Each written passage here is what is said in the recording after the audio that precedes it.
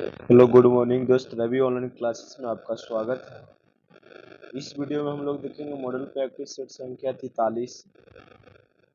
पहला क्वेश्चन है, AC voltage का समीकरण V बराबर 300 साइन 2 पाई FT है।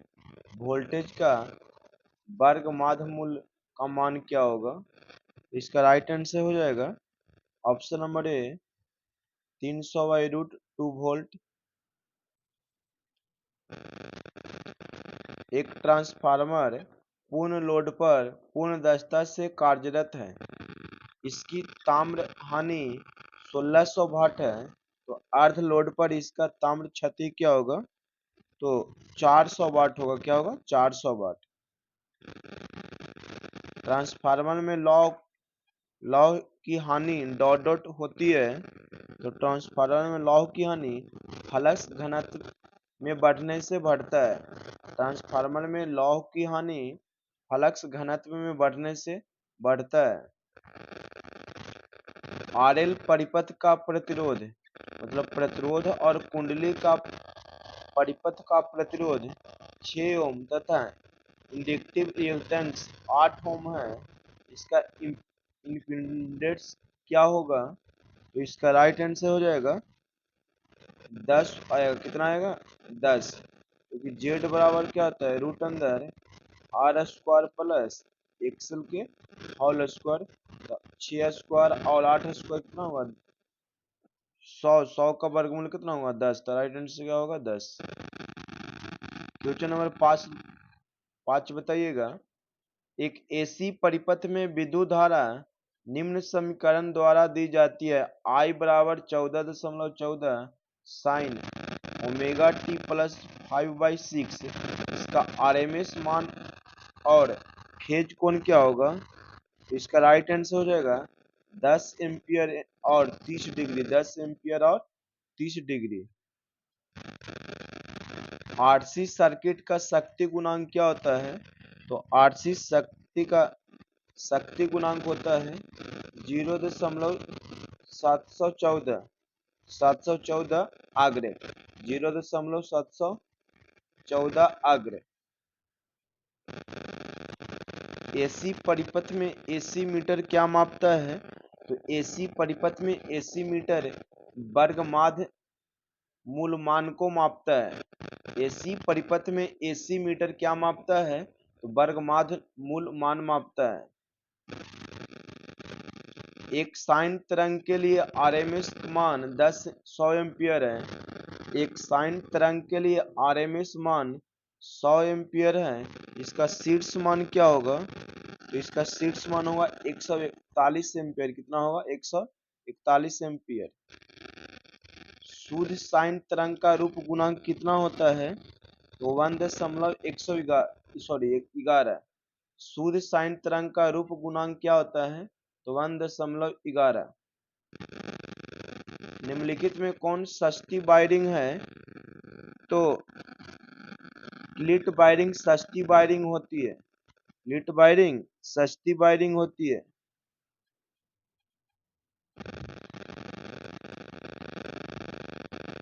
स्कॉट संयोजन को डॉट डॉट में बदलने में उपयोग किया जाता है। स्कॉट संयोजन का प्रयोग किसके बदलने में किया जाता है? तो 3 फेज आपूर्ति को 2 फेज आपूर्ति में बदलने के लिए प्रयोग किया जाता है।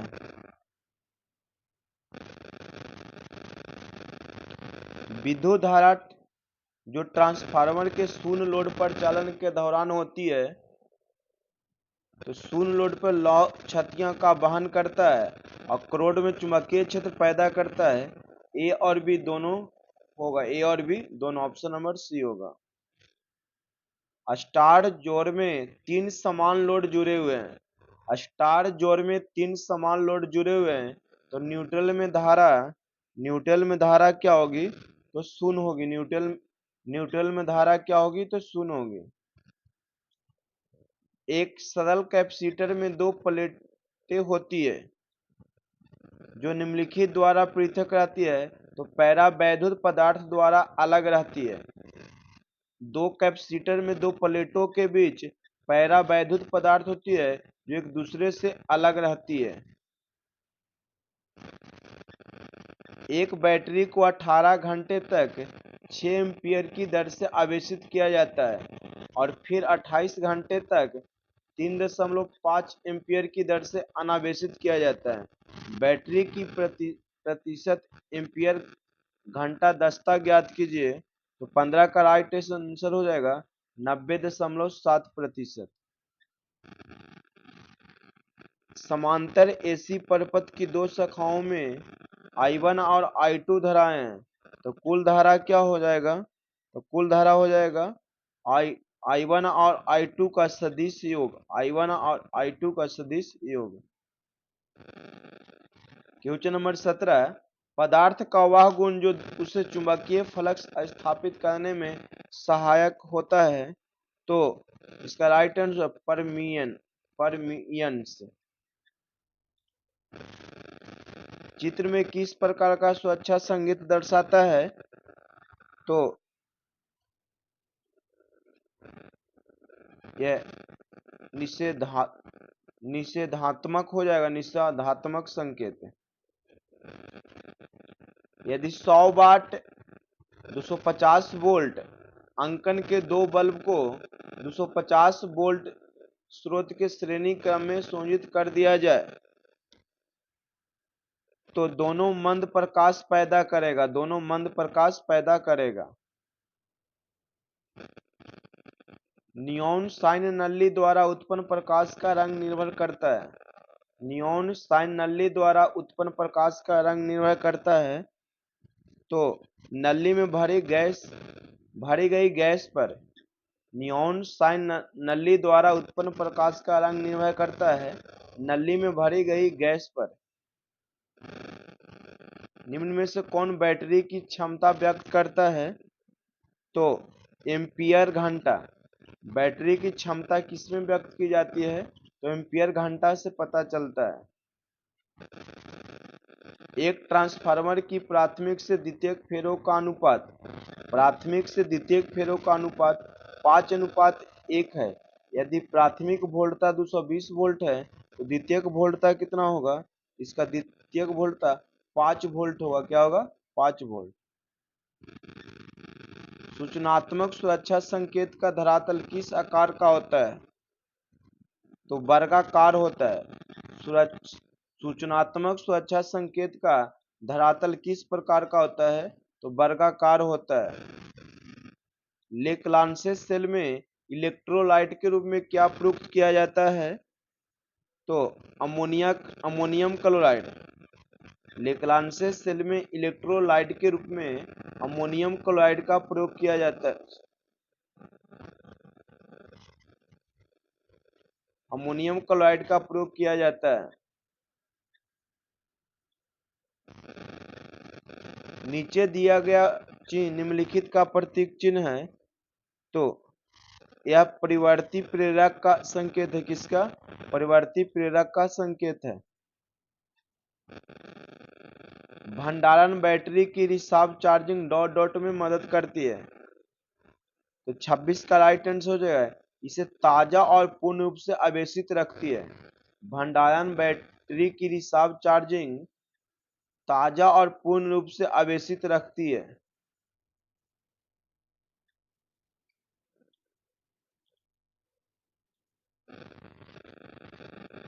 विध्रुवक का कार्य शुष्क सेल में कौन करता है?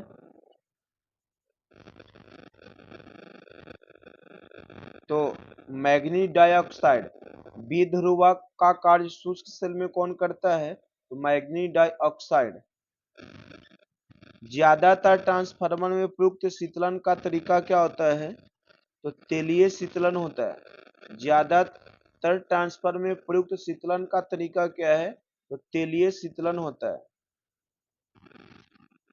एक उपभोक्ता के लिए सामान्यतः डॉट सबसे ज्यादा किफायती शक्ति गुणांक होता है। तो 0.876 पक्षवर्ती। निम्न में से कौन सी व्यवस्था प्रकाश को हर दिशा में समान भेजने के लिए जिम्मेदार है? तो समान प्रकाश व्यवस्था क्या हो जाएगा? समान प्रकाश व्यवस्था। कौन सी राशि अधिक मिलेगी अगर सेलों को समांतर क्रम में सजाया जाए? तो धारा मिलेगी। यदि समांतर क्रम में जोड़ दिया जाए तो धारा का मान क्या होगा? अधिकतम होगा। वह पिंड जो संपूर्ण विकिरण घटना को प्रतिबिंबित करता है उसे डॉट डॉट कहा जाता है, तो उसे सफेद कहा जाता है। क्या कहा जाता है? सफेद कहा जाता है। भूसंपर्क तार का आकार किस पे आधारित होती है? तो भूसंपर्क के तार के माध्यम से प्रवाहित होने वाले अधिकतम त्रुटि विद्युत धारा पर और सेवा लाइन की रेटेड विद्युत धारा की नहीं, मिट्टी के प्रतिरोध पर निर्भर करता है। इसका राइट आंसर हो जाएगा 33 के ऑप्शन नंबर डी, ए और सी दोनों पर। 4 संधारित्र की कुल धारिता 1 माइक्रोफैराडे, 2 माइक्रोफैराडे, 3 माइक्रोफैराडे और 4 माइक्रोफैराडे है। इसे श्रेणी रूप में संयोजित किया जाए, इनका कुल कैपेसिटर क्या होगा? देखिए, जब संधारित्र को श्रेणी क्रम में जोड़िएगा तो 1/CS बट्टा में होता है 1/C1 plus 1/C2 plus 1/C3 plus 1/4 इसे हल कीजिएगा तो इसका राइट आंसर आएगा 0.48 माइक्रोफैराड है। 0.48 माइक्रोफैराड है। 34 क्या हो जाएगा? सी।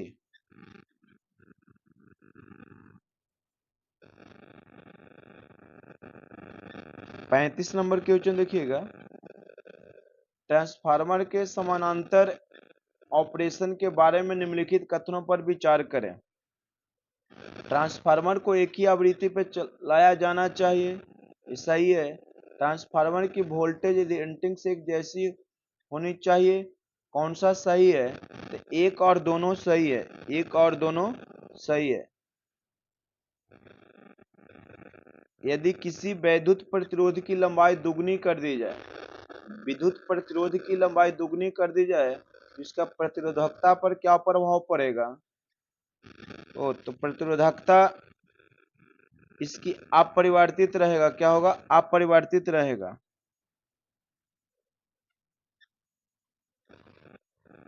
निम्नलिखित में से कौन सा वाष्प आयरन में उपयोग किया जाने वाला तापक घटक है?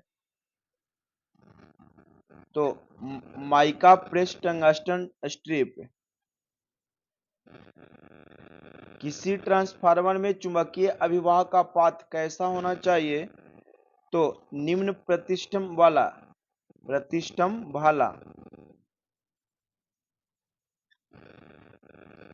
एक बैटरी की क्षमता 200 एम्पीयर घंटा है। यदि बैटरी पर लगा कोड 5 एम्पीयर धारा लेता है तो बैटरी कितने घंटे तक कार्य करेगी? तो 40 घंटे तक कार्य करेगी। कितने घंटे तक? 40 घंटे तक कार्य करेगी। ट्रांसफार्मर में शून्य लोड अवस्था में प्राथमिक धारा का मान पूर्ण लोड अवस्था का केवल डॉट डॉट होता है, तो 2 से 5% होता है। कौन सा पदार्थ स्थायी चुंबक बनाने के लिए उपयुक्त होता है? तो 41 का राइट आंसर हो जाएगा कार्बन स्टील, लिनको और एल्कोकैनेस, ये सभी हो जाएगा। ऑप्शन नंबर डी होगा। 42 नंबर क्वेश्चन है, विद्युत वाहक बल आवश्यक होता है।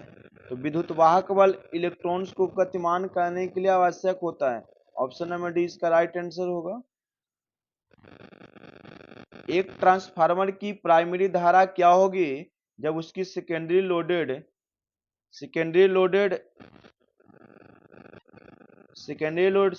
धारा के कारण ली गई धारा की अतिरिक्त मात्रा पे शून्य लोड धारा का सदिशीय जोड़ खींचेगी। ऑप्शन नंबर क्या होगा? डी।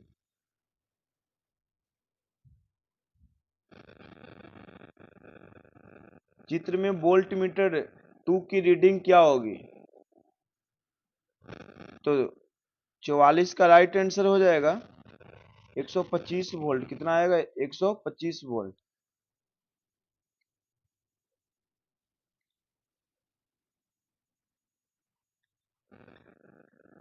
3 फेज के लिए कितना वोल्टेज रखा जाता है? तो 400 से 440 वोल्ट। प्राथमिक 400 तो द्वितीय कितना होगा? 440 वोल्ट। किसी भी वायरिंग के प्रकार को सोचने के लिए निम्नलिखित में किन बातों पर ध्यान देना चाहिए? तो सभी पे सभी सत्य, दिखावट, स्टेबिलिटी और मूल पे। 3 एम्पियर धारा का वाहक 1 हेनरी प्रेरित निम्न की ऊर्जा संचित करेगा। तो 47 का राइट आंसर हो जाएगा। नॉन ऑफ दिस, इनमें से कोई नहीं। लेक्लांचे सेल में ऋण ध्रुव का कार्य कौन करता है? तो जस्ते की क्षय। लेक्लांचे सेल में ऋण ध्रुव का कार्य कौन करता है? तो जस्ते की क्षय। रेतीले क्षेत्रों के लिए किस प्रकार का भूयोजन उपयुक्त किया जाता है? तो रॉड का। किसका हो जाता है? रॉड का। रेतीले क्षेत्रों के लिए किस प्रकार का भूयोजन उपयुक्त किया जाता है? तो रॉड का। फ्लोरोसेंट ट्यूब सर्किट में चोक का कार्य क्या होता है? तो स्टार्टिंग करंट को कम करना। फ्लोरोसेंट ट्यूब सर्किट में चोक का कार्य क्या होता है? स्टार्टिंग करंट कम करना। वह डीसी मोटर कौन सी है जिसकी गति आर्मेचर धारा से स्वतंत्र होती है? तो ये कॉमन का राइट आंसर हो जाएगा शंट मोटर। वह डीसी मोटर कौन सी है जिसकी गति आर्मेचर धारा से स्वतंत्र होती है? तो शंट मोटर की। डॉट डॉट अधिकतम मांग एवं संयोजित संपूर्ण भार का अनुपात है। तो मांग गुणक क्या होता है? मांग गुणक। नीचे दिखाया गया संकेत क्या दर्शाता है? तो नीचे दिएगा देखा, यह हीटर के संकेत को दर्शाता है। इसमें पूरा लगता है कि इलेक्ट्रिकल ही क्वेश्चन होगा। DOL स्टार्टर का उपयोग उन मोटरों के लिए किया जाता है जिनकी क्षमता, तो 54 का राइट आंसर हो जाएगा 5 HP से कम। निम्नलिखित में कौन सा 3 चरण प्रेरण मोटर का सच नहीं है?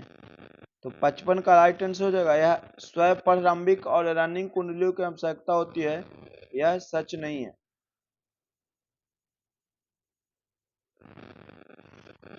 प्रत्यावर्ती धारा समीकरण I बराबर 42.42 साइन 50 पाई टी है। इसका औसत मान क्या होगा? इसका औसत मान होगा 27 एम्पियर। क्या होगा? 27 एम्पियर। किन स्थितियों में द्विमार्गी सिंगल पोल स्विच नियंत्रित करता है? तो एक तार की दो स्थितियां। एक तार की दो स्थितियां। कॉम्प्लीमेंटेंस के नियमानुसार ओ के ऊपर बार तुल क्या है? तो 58 का राइट आंसर रहेगा 1। क्या होगा? 1। आर्मेचर तथा फील्ड वाइंडिंग्स के प्रतिरोध में कौन सी क्षति होती है? तो 59 का राइट आंसर हो जाएगा ताम्र क्षति। क्या होगा? ताम्र क्षति। स्लिप्ड फेज इंडक्शन मोटर की रनिंग और स्टार्टिंग वाइंडिंग कितने कोण पर स्थापित की जाती है? तो 90 डिग्री पे।